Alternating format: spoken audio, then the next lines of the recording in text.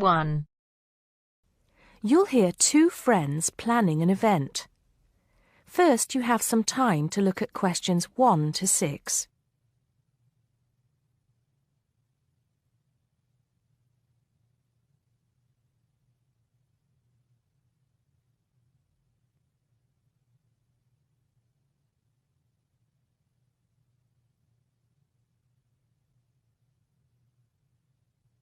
Now we shall begin. You should answer the questions as you listen because you will not hear the recording a second time. Listen carefully and answer questions 1 to 6. Hello, Joan. I'm glad you could come. Hello, Peter. What's up? Is something the matter?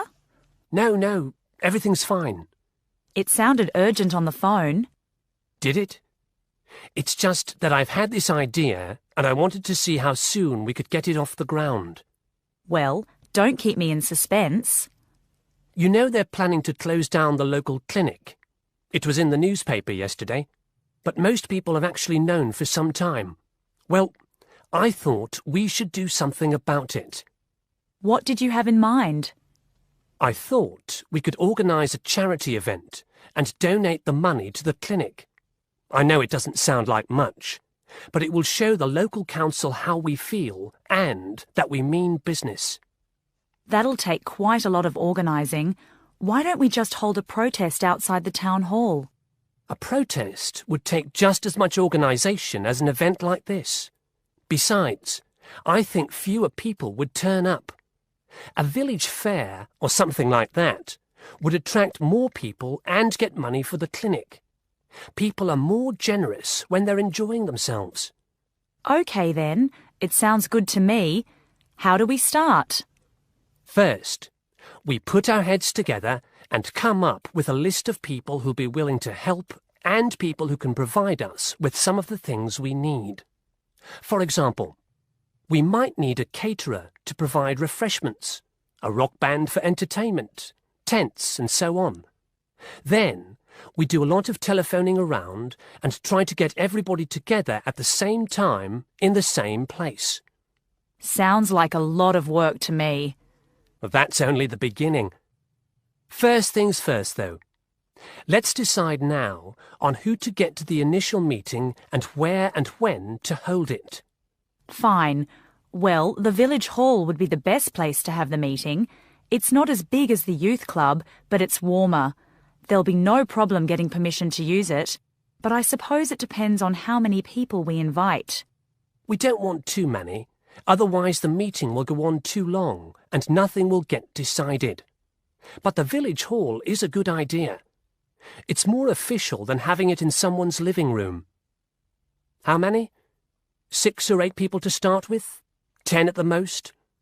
OK, now we have to decide on a suitable day and time. Suitable to everybody, I mean. A Saturday or Sunday would seem to be the best choice because people aren't at work on those days. But they may not like the idea of giving up a part of their weekend for a meeting. Unless we persuade them it's for a good cause, or that it's to their advantage, and that it'll all be a lot of fun. We'll provide refreshments, of course. What if some don't want to give up their weekend? Then we'll give them an alternative. Say, one evening in the week after everybody's finished work. We'll see which is the most acceptable to them. Then book the hall. I can do the refreshments for the meeting. I'll get Darren and Maggie to help me. I'm sure they'll be more than willing. Before you hear the rest of the conversation, you have some time to look at questions 7 to 10.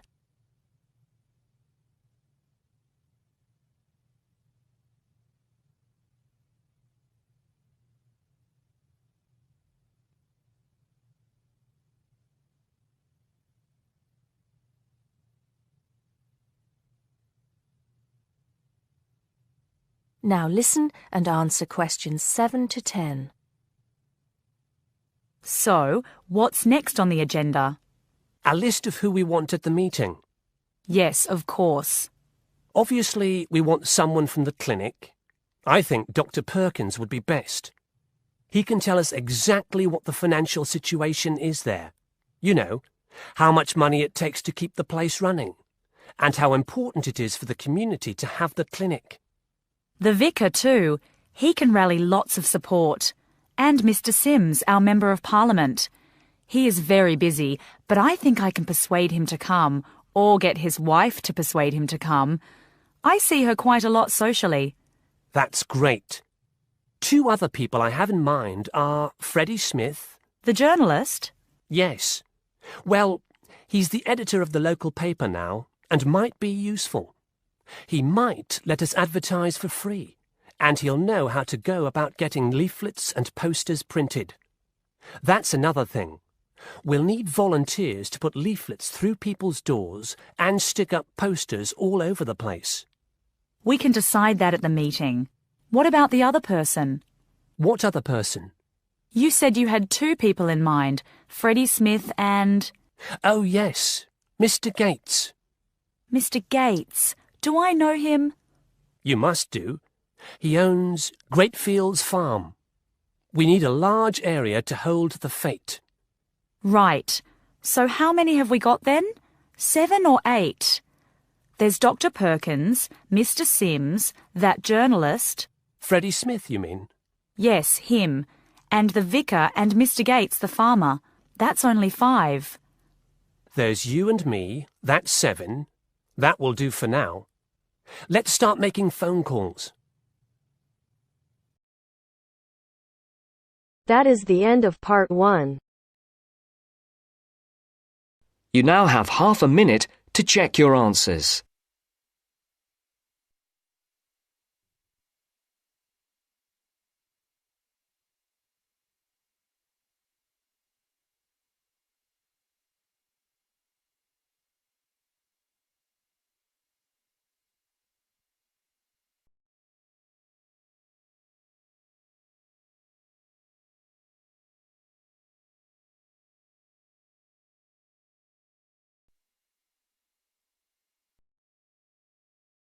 Now turns to part 2. Part 2. You are going to hear a talk given by Madeline. She is going to introduce the recreational facilities on campus and in town. First, you have some time to look at questions 11 to 16.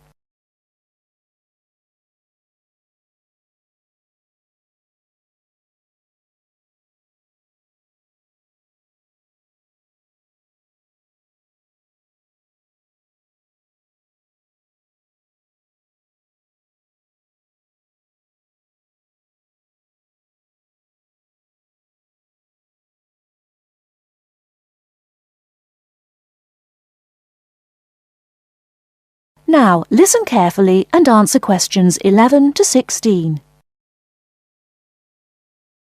Well, good morning, everybody. My name's Madeline Stewart, and I'm here to tell you about the recreational facilities available on campus, and also to tell you something about what the town has to offer.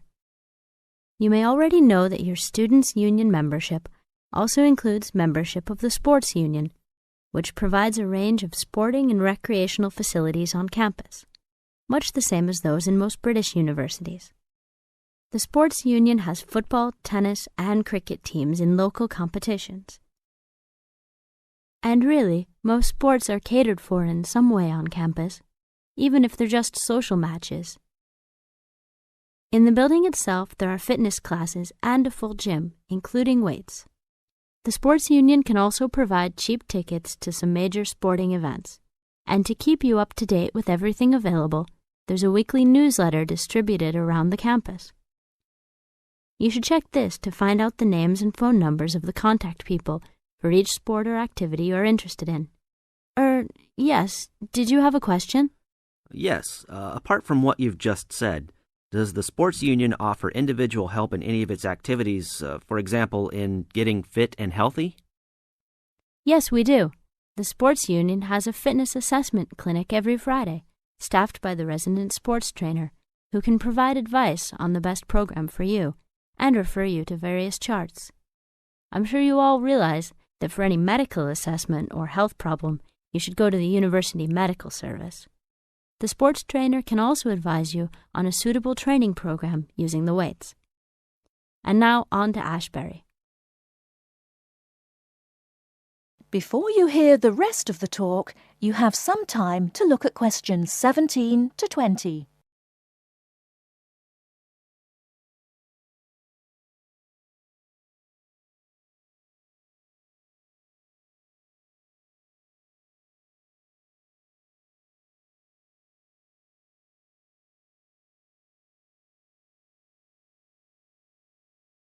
Now listen and answer questions 17 to 20.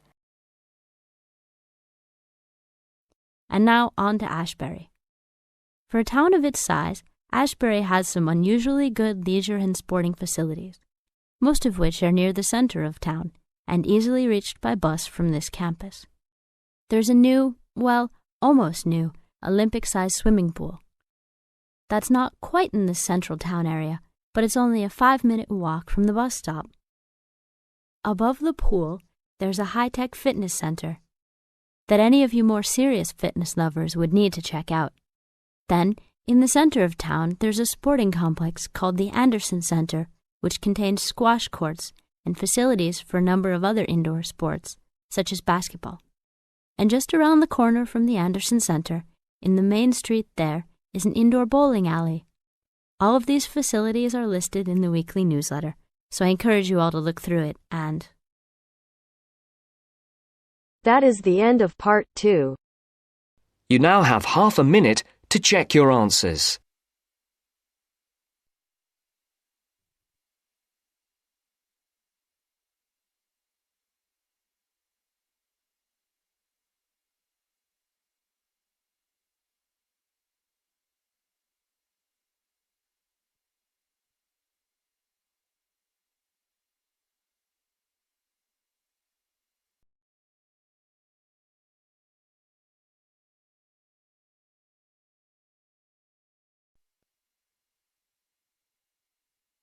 Now turns to part 3. Part 3. You'll hear a lecturer talking to students about America in the 1960s. You have some time to look at questions 21 to 26.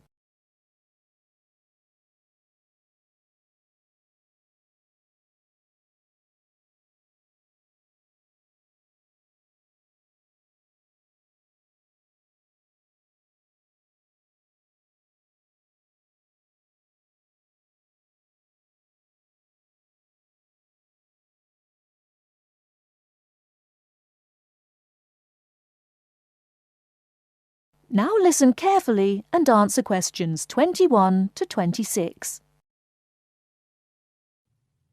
We begin our examination of America in the 1960s with the usual caution. There is no sense in trying to understand any decade without looking at what came before. Those of you who still have outstanding coursework on the 1950s would do well to complete it now, if for no other reason than it will help make sense of the next series of lectures. But we must press on, and I'd like to begin my talk about the 60s with a reference to one of those things that came before, the post-war baby boom. With the end of the Second World War in 1945, there began in the USA an era of perceived prosperity and security.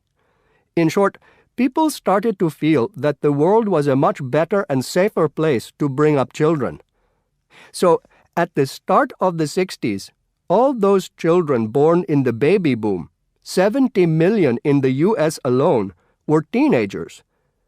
As the 60s progressed, and as this large number of people approached adulthood, there was a noticeable shift in the balance of power, and young people began to have a voice in ways that were not considered possible in the more conservative atmosphere of the preceding decade. Things were moving forward at a rapid pace. The literature of the time brought out all the taboos. Everything was covered, such as race in, for example, the book To Kill a Mockingbird. The role of women changed, and equality for women, well, let's just say that once certain books were published, women were no longer going to be satisfied with their roles as devoted wives and mothers. Through literature alone, the whole fabric of society was challenged, and by the end of the 60s, things would never again be as they had pretty much been for the preceding 40 years. It was a decade of protest, civil rights protests, feminism, the rights of minorities, the Vietnam War. All these causes led to peaceful and not so peaceful protests on college campuses and elsewhere. People had been given freedom of speech and they were going to use it. The crime rate rose to 9 times what it was in the 50s, as respect for the old order faded away. But it was also a time of great development. In medicine, the 60s saw the first heart transplant. In technology and the space race, where we saw the first American in orbit and lasers being invented at the start of the decade, and the first man on the moon, and the first primitive internet at the end. Before you hear the rest of the talk, you have some time to look at questions 27 to 30.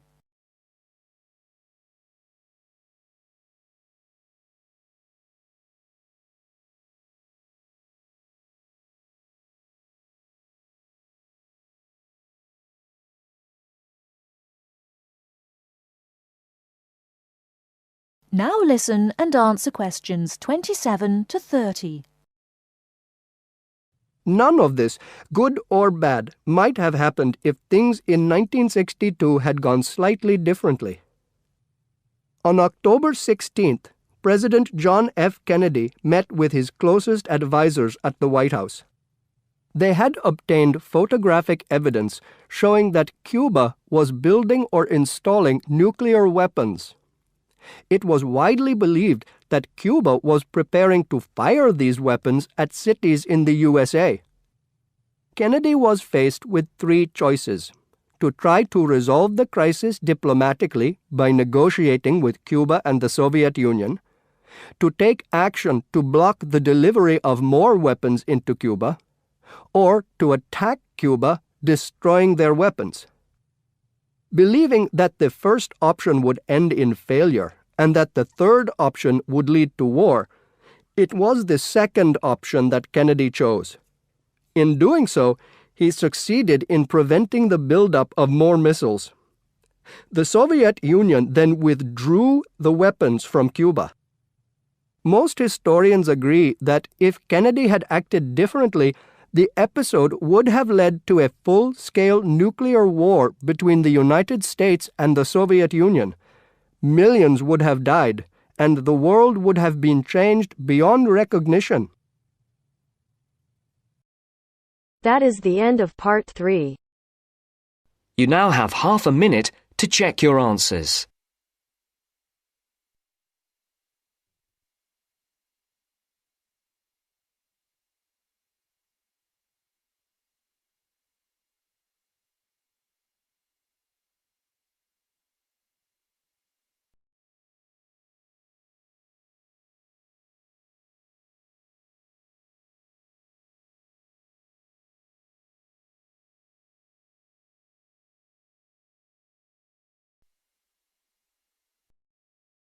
Now turns to part 4. Part 4. You'll hear a program on the city of Brisbane. First, you have some time to look at questions 31 to 40.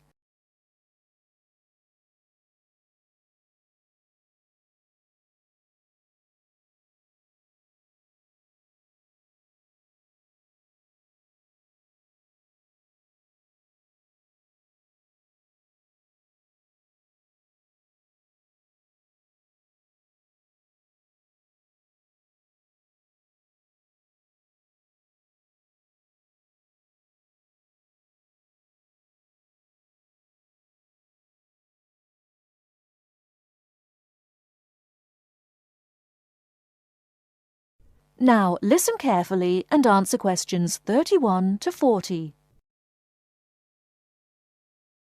Today in our Around the World program, Mr. White is going to recommend a charming city to you, Brisbane. Good morning, ladies and gentlemen. Have you ever been to Brisbane? Well, if you are looking for a mild climate, a relaxed atmosphere, and a lot of culture, Brisbane might be the place for you.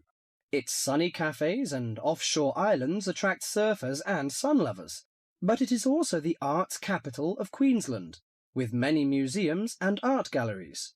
This thriving artistic setting mixes well with Brisbane's beach town atmosphere.